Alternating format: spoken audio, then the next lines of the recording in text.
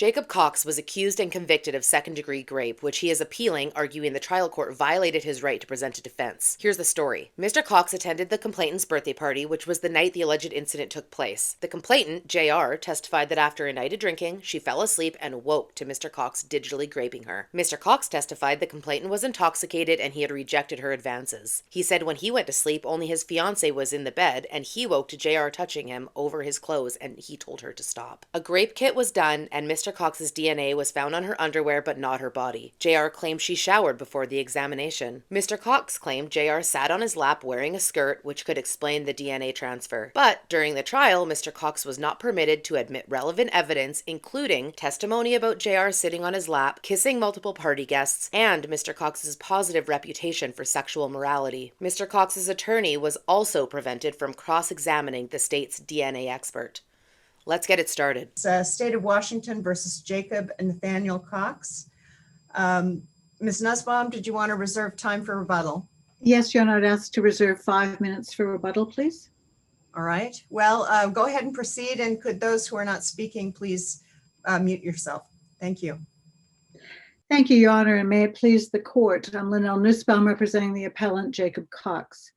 We ask this court to reverse Jacob Cox's conviction for rape in the second degree for the trial court violating his rights, his constitutional rights to present a defense, to confrontation, and to due process.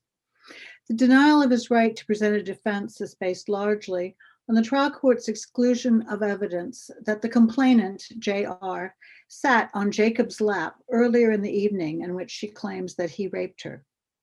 The state provided evidence that Jacob's DNA was found on JR's underpants, on the crotch of those underpants. No DNA was found on the parts of her body where she also claimed he touched her. The DNA was the only evidence. Yes, sir. Does the fact that JR sat on Mr. Cox's lap, is that evidence that at that time Mr. Cox's DNA was transferred to JR's underwear? Well, I think the evidence was that she was wearing a knee-length dress and she sat on his lap. We do not know whether he was wearing shorts or pants, but I think it is within common knowledge that when we, what happens when people sit on other people's laps, and within the jury's experience for that. And there was an effort, the DNA experts were not allowed to address this specific hypothetical because defense counsel was not allowed to ask them. But they did discuss primary and secondary transfers of DNA, and that was discussed on this record. So it's very easy. Is it common knowledge that the DNA could have spread to JR's underwear, or was that something that expert testimony was needed in order? Expert testimony would have been needed for the defense for explaining it to the jury. However, the court prohibited the defense from presenting that hypothetical to their expert or from asking the state's expert about it. So that was part of the exclusion as well.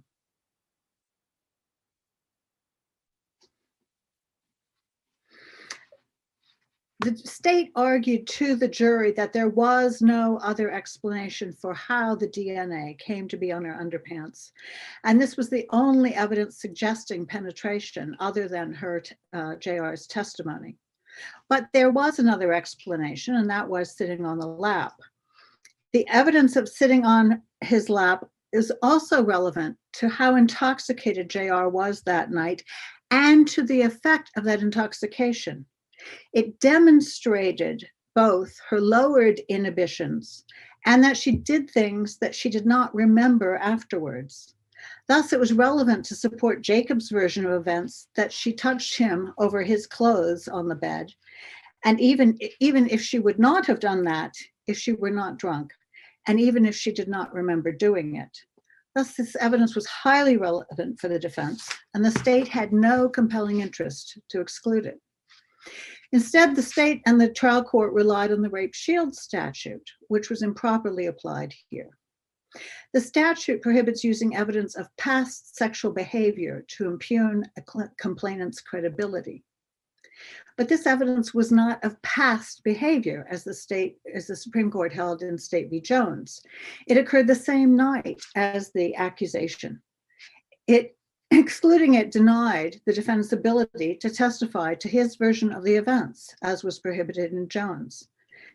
And the rate, yes. Question. When the judge excluded this evidence, there was discussion of the rape shield statute. Did he exclude it under the rape shield, or did he exclude it under 401, 403? I think he applied both, that there was, he found that the only reason the evidence was offered was to make the complainant look bad, which kind of ties in with the historic purpose of the rape shield statute. Because of that, he ignored then the purpose of explaining how the DNA got on the panties. Did defense counsel make a Sixth Amendment argument at the time? Your Honor, I cannot say off the top of my head at this moment if so, but I can check the record and certainly present that. But historically, the right to present a defense, the right to due process, these constitutional issues can be presented at any time. Do they need to be raised in order to be preserved? Specifically, does the Sixth Amendment need to be articulated in order to be preserved? Historically, that has not been the case. Only recently has the court held that confrontation must be raised in that way. But the right to present a defense and the right to due process have not required specific articulation in the trial court. However, I'm willing to take a look at the record again to see whether that was done and submit further briefing to the court if that would be helpful. Because these are constitutional violations, well, it was not past behavior and it was also not sexual behavior. As this court found in State v. Sheets, it was perhaps uncharacteristic flirtatious behavior. But there, the court found that such behavior had a very, very low prejudicial impact. And so it did not need to be excluded. It was admissible despite the rape shield statute. So combined with limiting the confrontation and the right to present evidence through the DNA experts, which this is all constitutional violation and reviewed by this court is de novo. But even if this court applies the abuse of discretion standard, it should reverse, because the court found that the purpose was only to make the complainant look bad and ignored the purpose of explaining how the DNA got on the panties. This is untenable based on counsel's arguments below and the evidence before the court.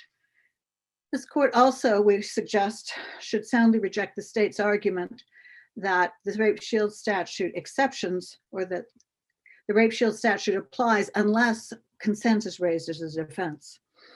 Consent is an exception to the statute, but it's not the threshold for applying the statute. The statute first requires evidence of past sexual behavior. We would also ask the court to address and reverse this conviction because of the language in the instruction that abiding belief equals proof beyond a reasonable doubt. But we're challenging not solely the pattern instructions optional language, but how it was combined in this case with the prosecutor's argument that the duration of the juror's belief was all that was necessary for proof beyond a reasonable doubt, not a degree of evidence, not a degree of certitude in that verdict. And combined with the court prohibiting the defense from arguing that the jury must consider the quantity and quality of evidence and contrast it with what's required for a preponderance for civil actions and clear and convincing evidence to challenge a will. To argue the law, thus, defense counsel intended to argue that the law thus requires great caution before convicting a person of a crime. This issue goes to the heart of due process and the definition of proof beyond a reasonable doubt. And record here shows that it's a pattern in this county for both the prosecutor and the trial court, as the prosecutor brought a motion in limine to prohibit the defense counsel from arguing this sort of comparison. And the court sustained objections from both parties, always in favor of the state during closing arguments. This distortion of this essential aspect of due process requires this court's guidance. Did the court articulate what its problem was with the scales, the visual of the scales? No, Your Honor. The court did not articulate it, referred to past experience, but it did not articulate what that past experience was. Tell me, oh shoot, now I just forgot what I was gonna ask. Does that happen a lot? Judge Sidway's laughing at me. Shoot, I'll come back. I know I'll remember. Okay. Finally, for today, we would ask that the court address the exclusion of character evidence that Jacob Cox had a good reputation in his communities for sexual morality. And the trial court here expressly asked for this court's guidance on this issue. The state concedes that the offers of proof included witnesses who share large communities with Jacob Cox, in fact, hundreds of people, and that they testified he had a positive reputation for sexual morality, the aspect that was missing in the Griswold case. The witnesses also testified that they would have heard if there had been something negative regarding Jacob Cox's sexual morality, and they had never heard anything negative. We have long-standing Supreme Court authority approving this approach of presenting character evidence, and the state has not cited any authority to the contrary and offers no analysis. We would ask the court also to reverse the conviction on this basis. If the court has no further questions, I'd reserve the balance for rebuttal. Thank you. Thank you. Ms. Stevenson, be sure you unmute. Oh, she knows. Okay, can the court hear me? Yes. Okay, thank you. Good morning, and may it please the court. My name is Kelly Stevenson, and I'm a deputy prosecutor in Walla Walla County. I'm representing the state of Washington in this case. So I will attempt to address the appellant's assignments of error in the order which they are raised, unless the court has specific questions for me before I begin. Okay, so starting with, sorry. I have some questions. Yes. Go ahead. Defense counsel indicated that that trial defense counsel was precluded from asking the state's expert whether or not DNA could spread during the time that JR was sitting on Mr. Cox's lap. Was that in fact a ruling by the trial court? I believe, was it? Sorry, go ahead. Go ahead. I believe that it was, because we had motions in limine prior to the state's forensic expert testifying, and the court did make a ruling that none of that information about lap sitting would come in at all, not to the expert, not with any witness. This is more a factual question. If DNA, Mr. Cox's DNA, was not found on the vaginal, perineal, or anal swabs, how would it be found on the underwear if the allegation is that Mr. Cox fingered JR? So to answer that question, we did not anticipate that DNA would be found on any of those swabs, because by the time JR had her rape kit conducted, she had showered. And that was in her testimony. She showered prior to the sexual assault exam that she had at Providence St. Mary Medical Center. And so the only remaining physical evidence at that point would have been on the underwear that was collected. Yes. Is a female sitting on a male's lap sexual conduct? I think it certainly can be viewed that way, but I think the way that this argument has been framed by the appellant is inaccurate. Was it sexual conduct in this instance? The appellant claims that it was not, but the state contends that it was, just simply because the motion that was made in conjunction with defense counsel also asking to introduce evidence of various party guests having kissed one another. And so these motions were essentially made as part and parcel of the same motion. And so in that context, it appeared that counsel was trying to introduce it as sexual, even though he claimed it was not. Does the rape shield statute bar evidence of other sexual conduct occurring on the same day and leading up to the alleged rape? Well, and I suspect the court is referring to the State v. Jones language. Even if this court disagrees that the rape shield statute applies in this case, given the discussion of past versus sexual conduct versus conduct on the night in question under Jones, the trial court further found that the evidence that was sought to be admitted by the defense was inappropriate under ER 401 through 403, determining that it was. Okay, you're getting into a different issue. Okay. Can you answer whether or not the rape shield statute bars evidence of other sexual conduct occurring on the same day and leading up to the alleged rape? I believe it does, unless consent is the defense, which the defense repeatedly stated on the record that it was general denial and not consent. How do you distinguish Jones? Well, I think I distinguish Jones because in Jones, the conduct was actual sexual intercourse that took place apparently consensually earlier in the same evening that victim later claimed she was raped. Here, we're not talking about really anything close to that. We're talking about a transitory seating on the appellant's lap, and with nothing more in the offers of proof that were made to the court on that issue. We just don't get there in terms of the DNA landing on her underwear. And so the court properly, I think, applied an ER 401 through 403 analysis as well in an effort to be more clear about his rulings. It's unfortunate that we did not have, it looked like, the transcripts of the hearing where we argued the various motions in limine. But the court did make specific findings, and that is at Clerk's Papers at document 103, regarding the various motions in limine, and indicated that when consent is an issue, when consent is not an issue, that the rape shield statute does not apply. And that was in the court's findings. Is there any case law that supports that?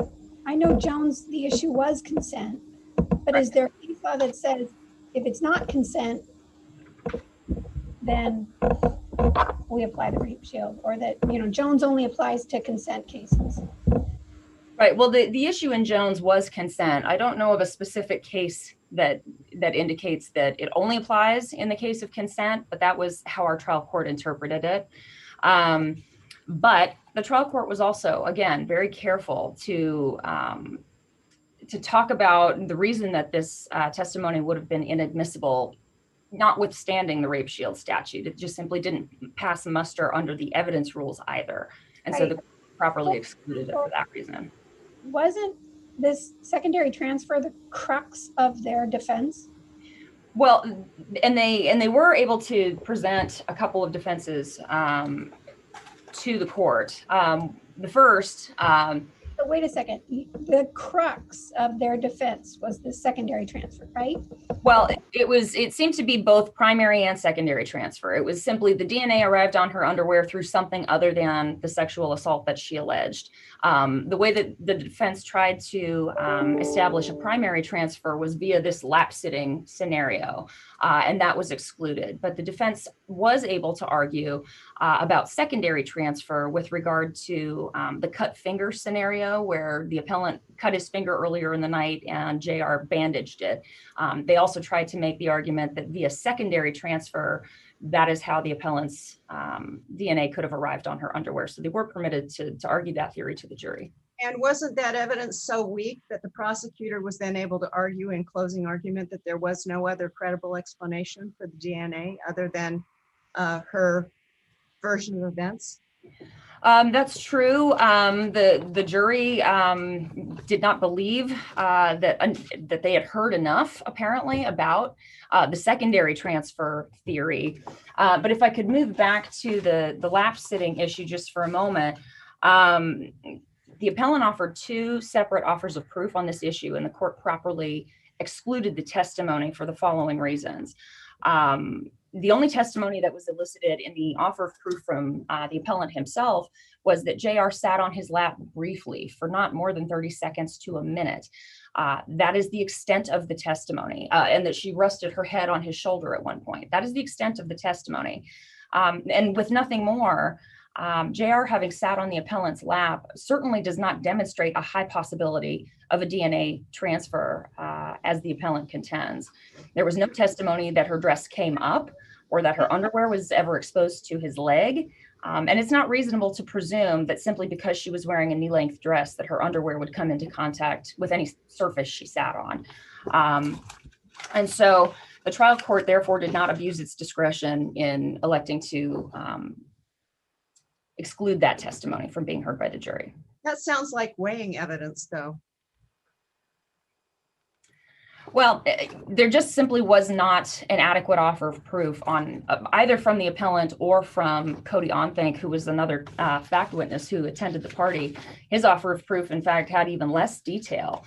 And so the court ruled that based on the insufficiency of both of those offers of proof, introduction of that testimony simply would have invited the jury to speculate about facts not in evidence, because there was no nexus shown between lap sitting and a transfer of DNA. There just was not enough elicited in those offers of proof for it to be helpful to the jury. And so the trial court properly exercised its discretion in excluding it.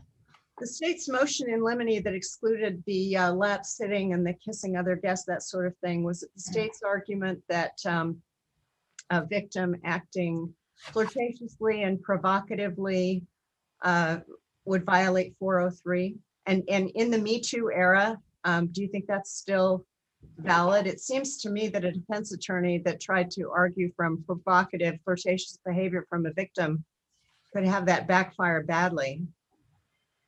Certainly, and certainly where we have a case such as this, where the defense was not consent. I mean, that kind of evidence might be introduced if a proper foundation were laid, if consent was the defense here, which it wasn't.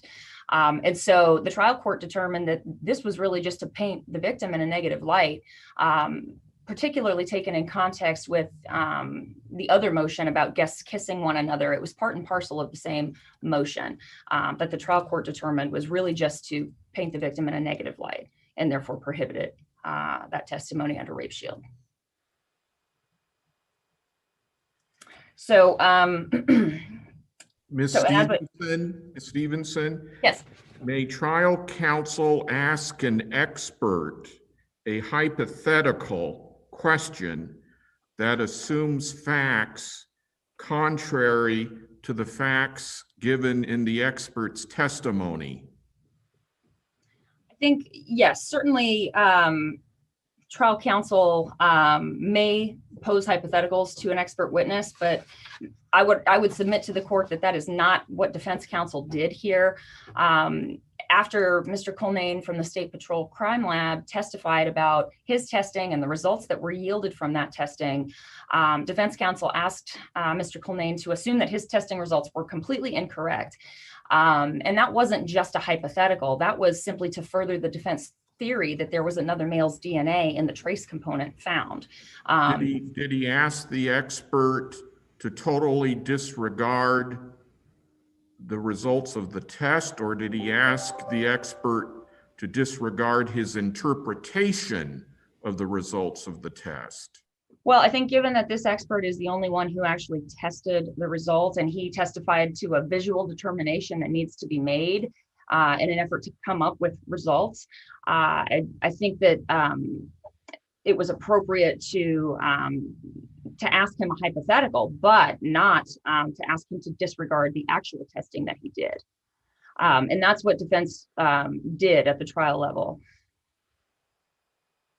Does the Fleming case indicate that the prosecution cannot argue that the defense has failed to explain away some of the state's evidence? And I'm not familiar with the Fleming case off the top of my head, but let me just look at my notes here. Okay, I'm sorry, could the court repeat that quickly before I Sure. find where I am? Does the Fleming case indicate that it's misconduct for the prosecution to argue that the defense has failed to explain away some of the state's evidence? I think it does, but here the prosecutor's comments in closing simply sought to draw the jury's attention to the fact that there was a lot of corroborating evidence for this allegation of rape. and that the defendant testified in his own behalf, and that his version of events was simply not believable when taken in context with all of the other testimony from Ms. Redberg, from the other fact witnesses at the party about her immediately disclosing what had happened to her, as well as the DNA, as well as State's Exhibit 2, which was the text message exchange between Mr. Cox and JR. So the prosecutor's comments here in closing were not to suggest that he's required to prove anything. It's just simply that his testimony was unconvincing as a whole in light of all the other corroborating evidence.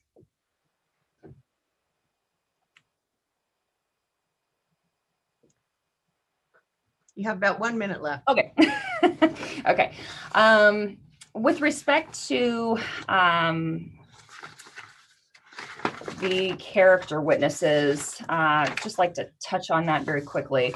The state maintains that the trial court did not abuse its discretion in limiting these character witnesses that were sought to be introduced pursuant to State v. Griswold in order to establish that the defendant here had a positive reputation for sexual morality in his community. Griswold is very clear that a proper foundation has to be laid in order for evidence of that to be admitted. And here the court heard offers of proof from 4 separate character witnesses. They all testified essentially the same, that they'd never heard anything negative. And so the appellant continues to conflate the absence of any positive reputation with the presence of a positive reputation. They could only attest to the absence of having heard anything, and it was therefore not helpful to the trier of fact, and the trial court did not err in excluding that. Thank you. Um, Your time is up, so. okay. Ms. Nussbaum? Thank you, Your Honor. Just briefly, the experts, the hypothetical question to the expert was to ask him to assume his judgment, his opinion, because the visual read he made of the autorads was in fact his expert judgment. And so the hypothetical was, if you are incorrect, not if the machine just acted incorrectly or something else in the analysis was done, but if your judgment, that is a human judgment and decision, is incorrect, then would you agree that this would indicate a male source of this DNA? And that is exactly the appropriate kind of hypothetical that is permitted for expert testimony. And if the court has no further questions, I'll... I remembered my question, of course. Right out. Okay, Judge Staub. Wrote it down. But going back to the abiding belief, Yes. I know that this instruction has gone back and forth, it seems, in trial, at the trial level. Are there any other, are there any cases that have held that the abiding belief is not good language? Have you looked at, outside of the state? Is there anything else?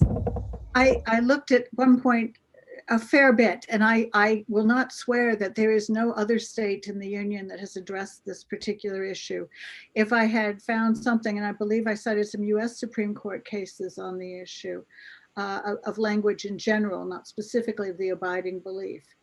But here it's not just the language in the instruction. Again, it is in part how the state argued that, insisting to the jury that it need only have a continuing confidence, not an extent of confidence, so that even if they believed, yes, it was more likely than not he was guilty, but that confidence, that belief continued for a period of time, for years or the rest of their lives, that was proof beyond a reasonable doubt, when obviously it requires more evidence or more certitude, more confidence in that belief. There's a quality to that belief that also enters, not just a time factor. And I don't know much about physics and time-space continuum, but there's something about more than just time being the determinant factor for proof beyond a reasonable doubt. Is this particular language bracketed in the WIPIX? It is bracketed, Your Honor. It is considered optional, and it has it sometimes is used, sometimes is not used. But it's the way it was used in this case, with the state's argument and then with the court limiting defense counsel's argument that it must be something more. The Okay. court has no further questions. I submitted the remainder on the briefs. Any more questions, Judge Fearing or Judge Staub? None from me. Thank you, Chief. Thank you for your argument, counsel. The matter is submitted. Following these arguments, the court agreed that the grape shield statute was misapplied and the flirtatious evidence does not qualify as past sexual behavior. Additionally, they acknowledged the lap-sitting evidence should have been permitted as it could explain the DNA transfer. The prejudicial value was low. The court reversed the conviction and remanded for a new trial. There you have it, folks. Like, subscribe, and let me know what you think in the comments below.